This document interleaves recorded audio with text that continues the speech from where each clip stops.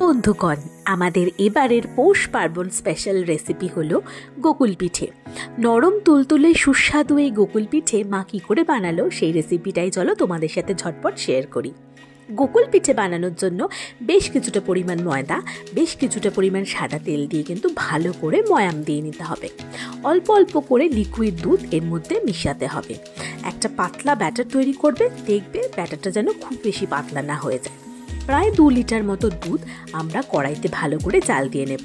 এর মধ্যে মিশিয়ে দেব গুঁড়ো দুধ আর বেশ কিছুটা পরিমাণ খেজুরের রস। মিষ্টিটা তোমরা তোমাদের স্বাদ অনুযায়ী দিও। দুধটা জাল হয়ে যাবে ভালো করে। তারপর কড়াইতে বেশ কিছুটা পরিমাণে সাদা তেল দিয়ে আমরা ক্ষীরগুলোকে এই ব্যাটারের মধ্যে চ্যাপটা চ্যাপটা করে দিয়ে ভালো করে তেলে ফ্রাই করে নেব। দেখতে পাচ্ছ আমাদের ক্ষীর কিন্তু একদম ভালো করে ফ্রাই হয়ে গেছে। পিঠে ফ্রাই হয়ে গেলে এটাকে যে দুধটা আগে থেকে জাল দিয়ে রেখেছিলাম তার মধ্যে দিয়ে দেবে। 5-10 মিনিট রাখার পরেই দেখবে পিঠেগুলো কি সুন্দর নরম তুলতুলে হয়ে গেছে। বাড়িতে কিন্তু অবশ্যই ট্রাই করবে।